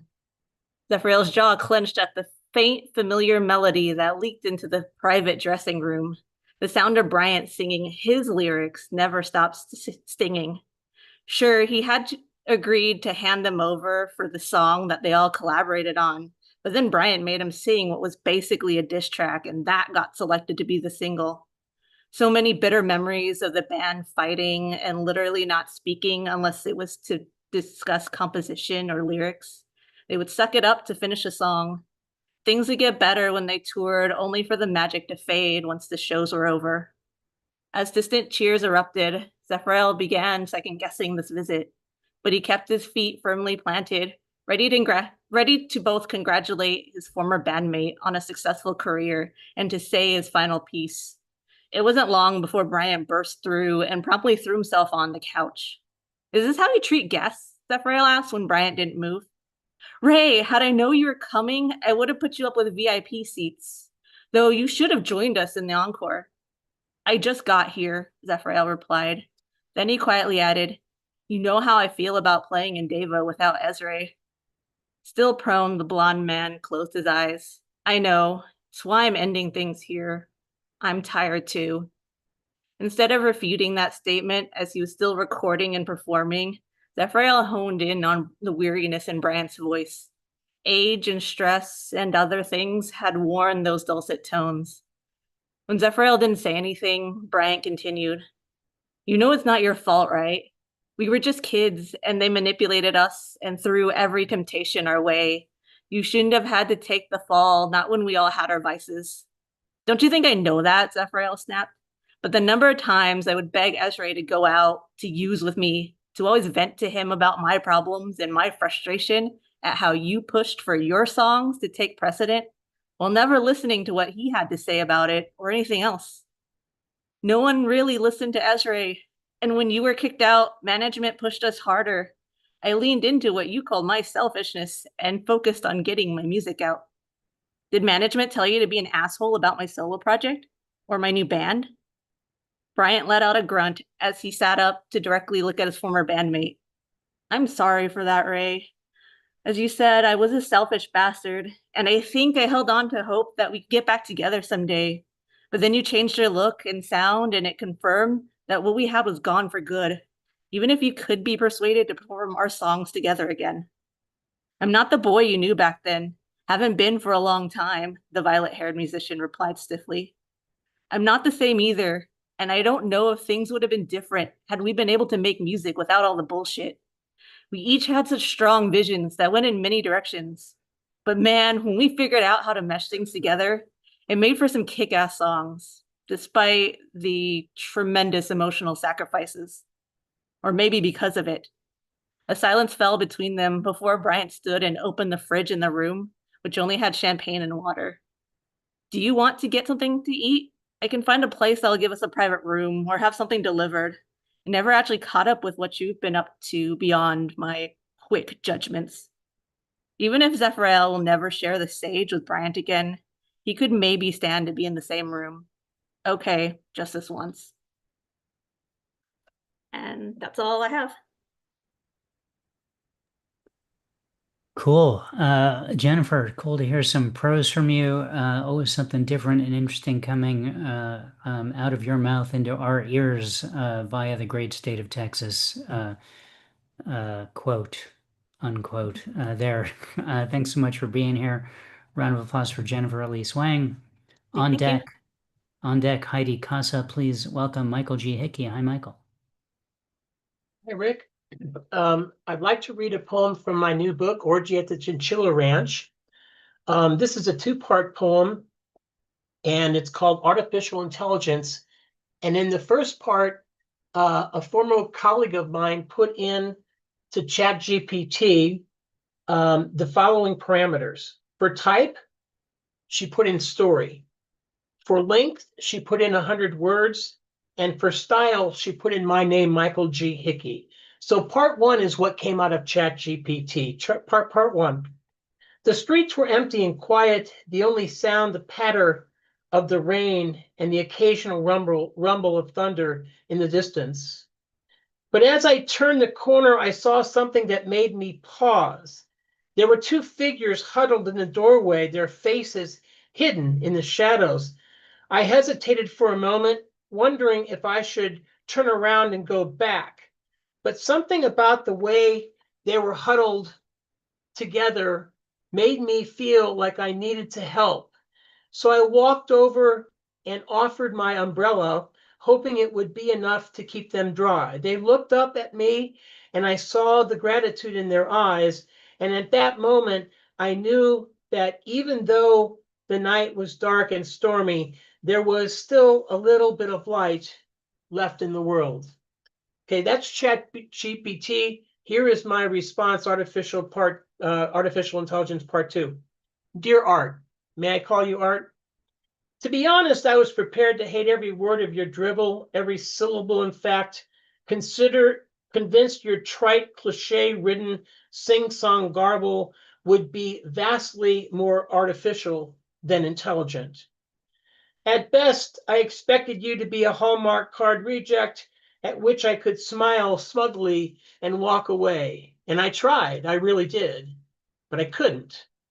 Back in my college teaching days, if this were a student's homework, I would have likely dished up some constructive criticism, but topped it off with sprinkles, something hopeful like, I want to know more about this world and these people. Great start, but there's more gold to be mined here, unquote. As for you, Art, here's the real truth about your unreal verse. That doorway you wrote about and the faces hidden in the shadows, that's me, along with Pierre, my faithful sidekick, aka Monsieur Gougeot, a miniature toy poodle.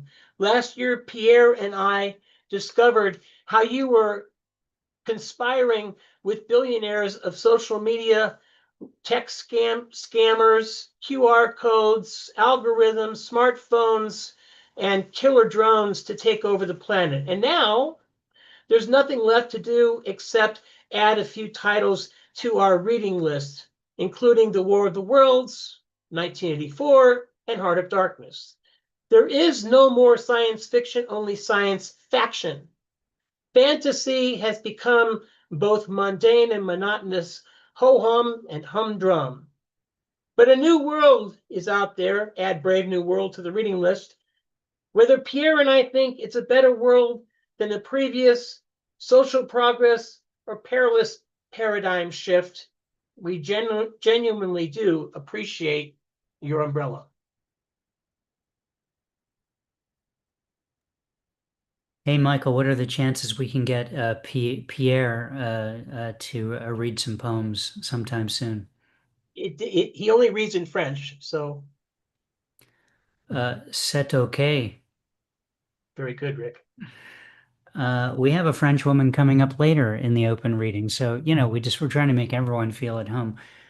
Michael, congratulations on the new website. I just took a glance at it. Looks good. Hope it does well for you, as well as the book Orgy at the Caligula restaurant. What's it called again? Orgy at the Chinchilla Ranch. Right. Sorry, I guess I got further away this time. I'm not sure. Yeah. We're gonna get it though. We're gonna get it eventually. Thanks for being here. Round of applause for Michael G. Hickey. On deck, Chris Kondo. Please welcome now Heidi Casa. Hello, Heidi. Hello, Rick. Hello, everybody. Yeah, the mention of Caligula and Metropolis, I'm like, man, I need to read and watch these again for sure. I have two tonight. If sound is the only real.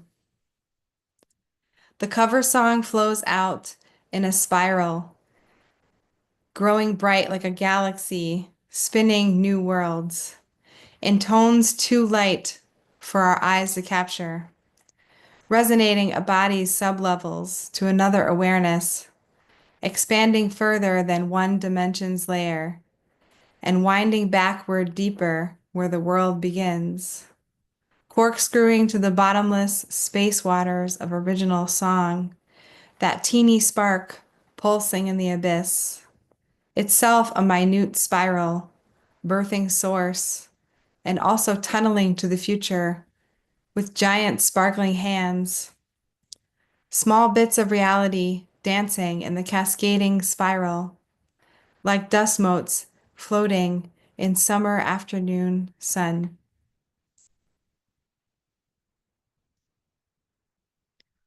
All roads lead to Rome.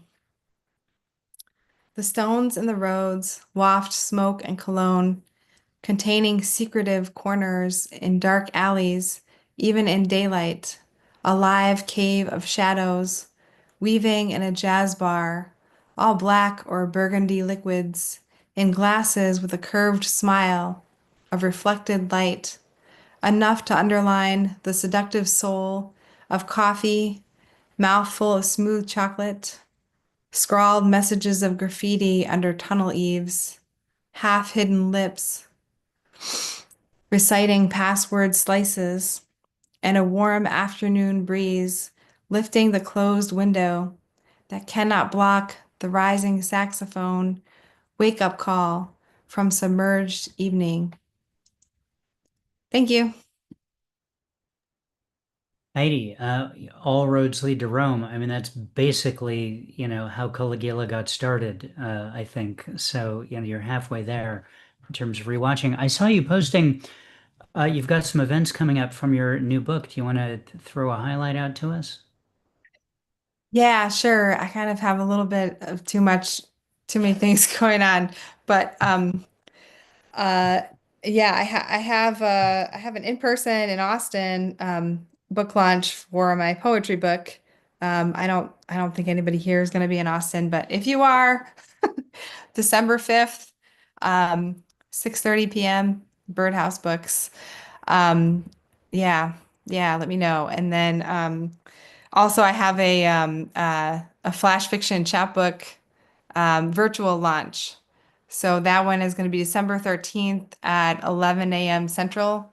So for a lot of the Californians, it's like morning time, too early on a Saturday morning, probably, but just drink some coffee, listen, pretend it's an audiobook. There's going to be some great international writers there. So thanks for that, asking me to plug. Sure, no problem. See what I can do about that. I'm a fan of coffee, and Saturday mornings, especially when they start at like 10. Um, but that's cool. Congrats on that. Post some links in the chat for folks. Who knows who will fly out to Austin or walk over there? Who knows? All roads lead to your book launch. Round of applause for Heidi Casa. Thank you, Heidi. Thank you. On deck, Frog Corpse. Please welcome now Chris Kondo. Hello, Chris. Hello, I need to share, here we go. Two very short Haiga photos. If I can, oops, nope, I don't want that one.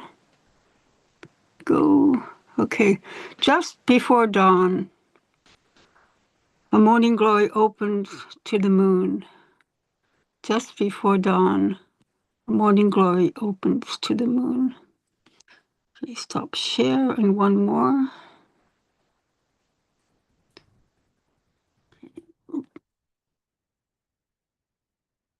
Come on.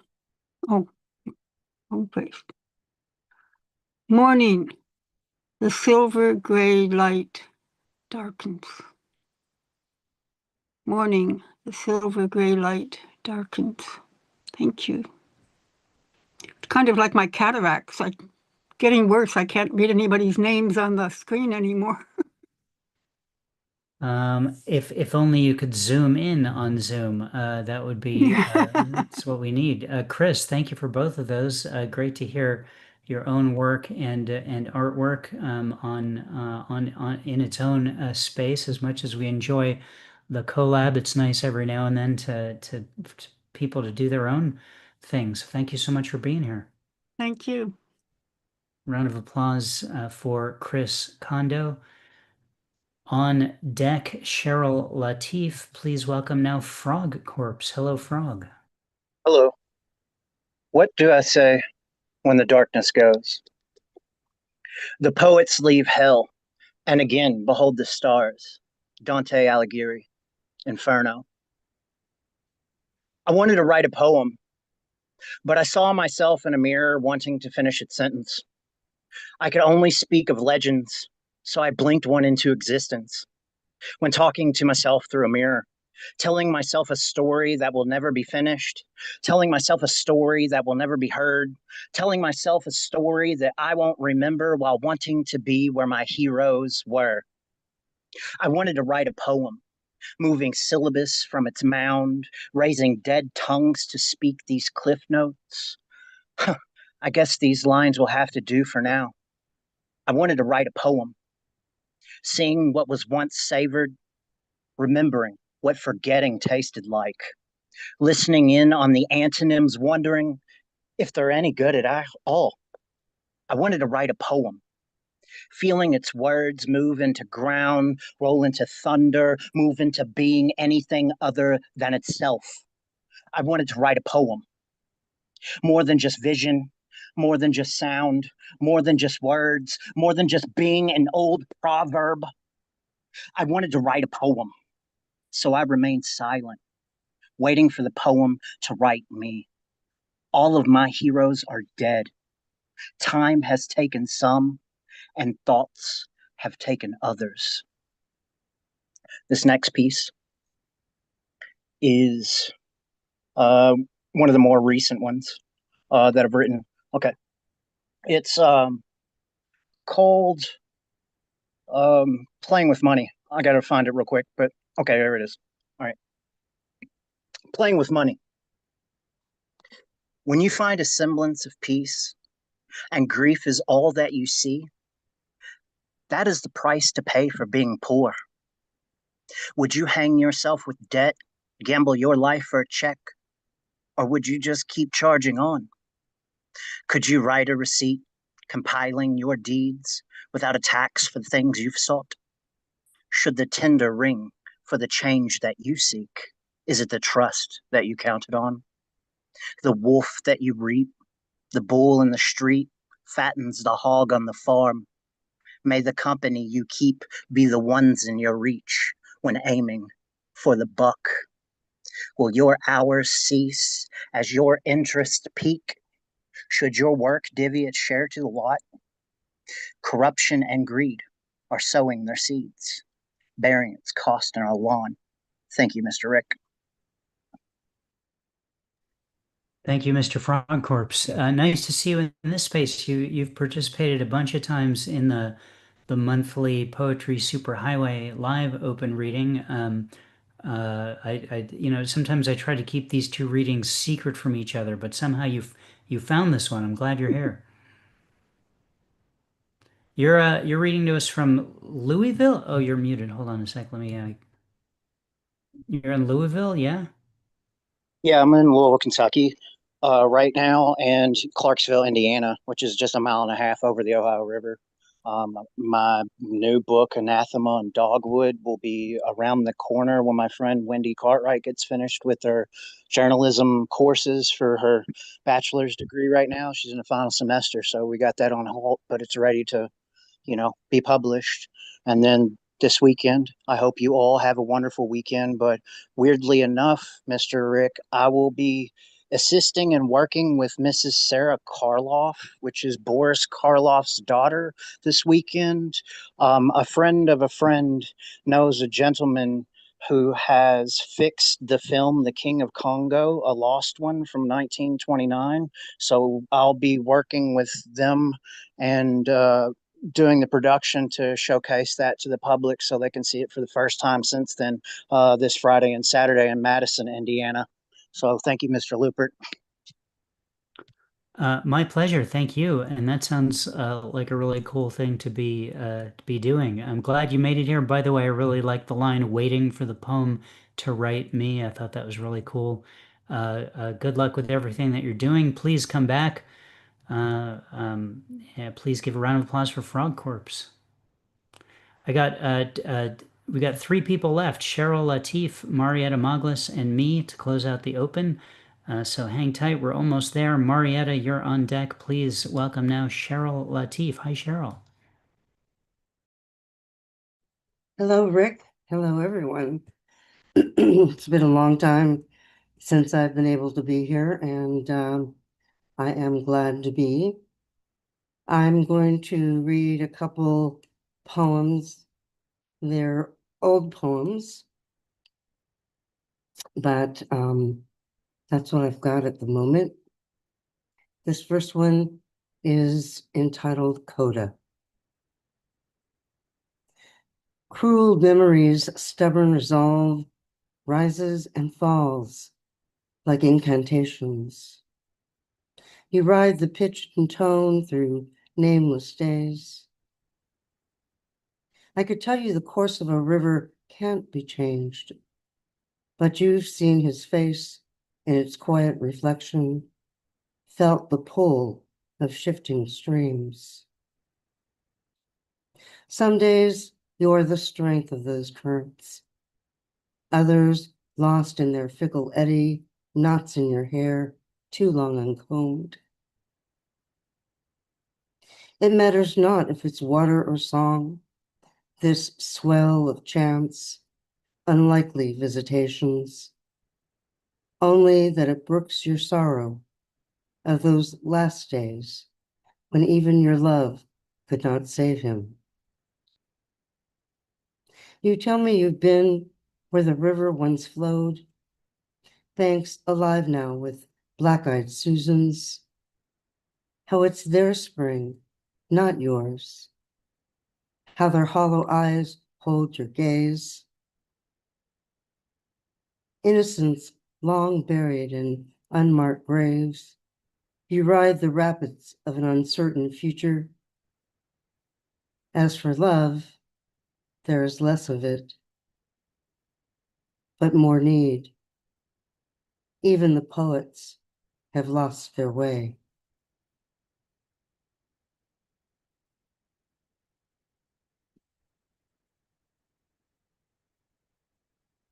Thank you. I will read you one more.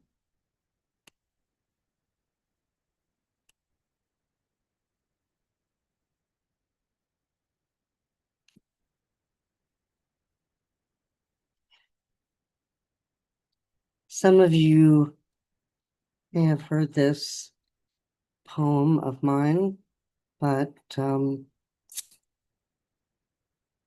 of you have not. Star lilies. Soil still between your fingers, you lead me through the garden. It is early morning. Crisp air and the fragrance of your favorite blooms stir my senses. We speak in metaphor, seduced by words left to interpretation. You cut me star lilies and freesia. You want your magic to linger. I invite you in, find vases, watch the sun play on your hands now clean, as you lovingly arrange garden gifts.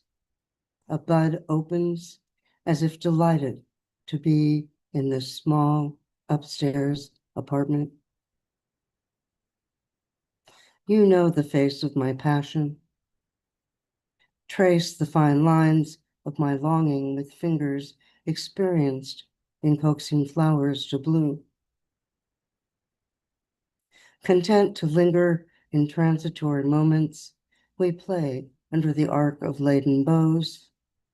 Pretend there is permanence in the mere curve of letters, cut flowers, a kiss. Beyond the well-tended beds of your garden, winding paths lead to the question you turn from. We lose our way. I return home knowing you will not follow. Upstairs, the star lilies, their fragrant flesh becoming translucent. Soon, petals will fall, one by one. Thank you. Cheryl, thank you. It has been a while. It's nice to see you again in this space. Once a Cobalt regular, always a Cobalt regular. So very familiar to have you here and glad you made it tonight. Thank you. Thank you. It's really wonderful to be back here. Yeah, cool. All right. Well, a round of applause for Cheryl Latif. Thank you, Cheryl. On deck is me to close out the open. Please welcome now Marietta Maglas. Hello, Marietta. Hello. I have a poem. Can I share?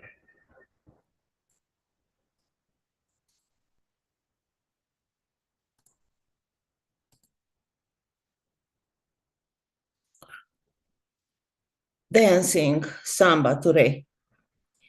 On a samba today from the Sahara, a new blue dance meets the heat of the sand and impregnates souls with love. There is no chance to see God, but to feel Him in a cosmic way. The same tattooed sadness and its subconscious asceticism are released in the burning, hypnotic air. All feelings can return to what they once were. Cyclic evolution in perfectionism. These free people who are like bluebirds of happiness touch a sky dancing the kamba. Some shadows of the day fly in the moonlight to cool down. Old ghosts of memory are invaded by the ancient spirituality of the whole world in their thinking grain, a need to survive. Thank you. I want to mention that I live in France to work, but my name is not, I'm not a French person. And I want to say that I pray, I'm faithful to God. So someone must accept a human feminine intelligence that is existent and not artificial. I'm faithful to God. It's God talking through my mouth. Amen. Amen. Okay. Marietta, And I thank you don't so much. accept it. Okay. Sure. Marietta, thank you so much for being here. Great to have your part of the world, regardless of where you're originally from, represented. In my blood, there is an Ukrainian root. And there you go. I'm fierce. Well, cool. Thank you for that insight into you, and thank you for being here. Round of applause for Marietta Maglas. Thank you, Marietta. Thank you. Okay, folks, I'm going to close out the open with two poems. I had a quick turnaround to and from Chicago this weekend to support a friend who's having a major life event happen, a good one. And so I wrote this in Chicago. You know how I like to go places and write poems about the experience of being in those places. This is called Drive from O'Hare. Driving east from O'Hare Airport at 7 in the morning, the sun is not the right amount of high, just below the visor, just above the hood. I will be blind by the end of this drive, which may be fine as some are suspicious. I've seen too much. The hours are different here.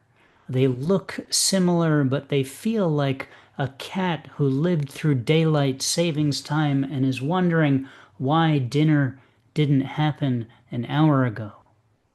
If you're not careful, in Chicago, you'll drive into a deep dish and they'll mutter, "Out of towners again," while you swim through the local sauce for your very life.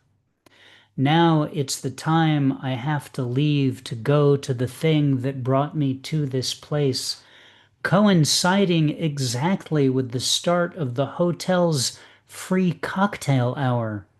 Can they save a cocktail for me for later? No, they cannot. Well, just burn out my eyes then with your westbound sun, Chicago, which never seems to stop, even though the temperature is snow-friendly and doesn't care about your sweaters. I can see this poem is almost to the end of the page, so let's end it right here and say my eyes stopped working and now you know everything anyway.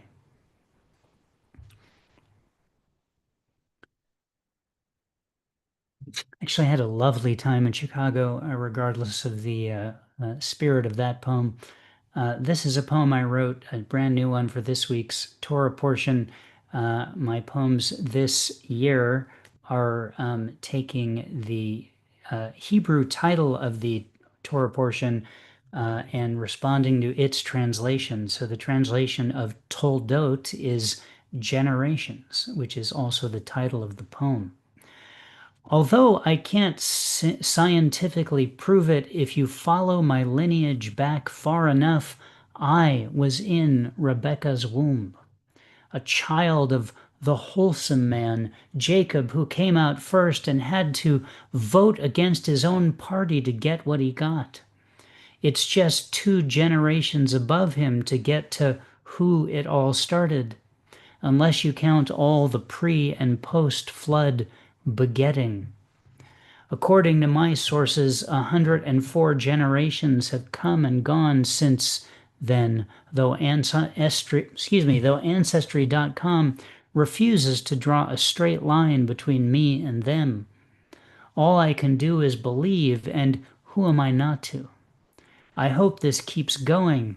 It seems like that's been the main idea since we were promised stars in the sky.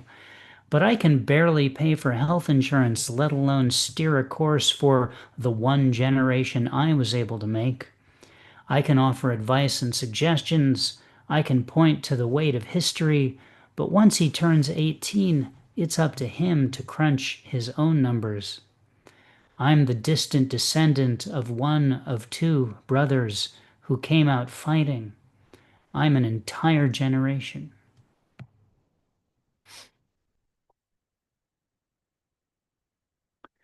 All right, well, ladies and gentlemen, thank you very much for being here. Great, epic night here at Cobalt Poets. I want to say a special thanks to Alex Johnson for being our featured reader, for inspiring so many people to come, and for giving us a great set of poems and stories about all the things that are, all is not even possible, but many of the things that he's done and been a part of. Pasting some stuff into the chat there. You can tip Alex for his reading via the PayPal link I just posted right there. Please consider doing that. It's always lovely to get a tip for doing a reading. As you know, if you've ever received money for making art or been at a reading and the hat got passed around and you got some money for your reading, you can download the broadside for Alex's poem there at the Cobalt Poets website. Once you're there, besides seeing all the broadsides, you can click on calendar and see who's coming up next. Heather Romero Kornblum will be our featured reader next week, as we already mentioned, and we already heard from her tonight, so we know that's going to be a good one next week. If you're not on our email list, if you click on email list, I think that's what it says on the website, you can add your email there and you'll get the couple of emails promoting the reading coming out every week, which include convenient Zoom links. Occasionally I get people messaging me saying, what's the Zoom link to the reading? And it's always in the email, it's always on the website, it's always in the Facebook group. So, there's a lot of places to get it, but that's one of them.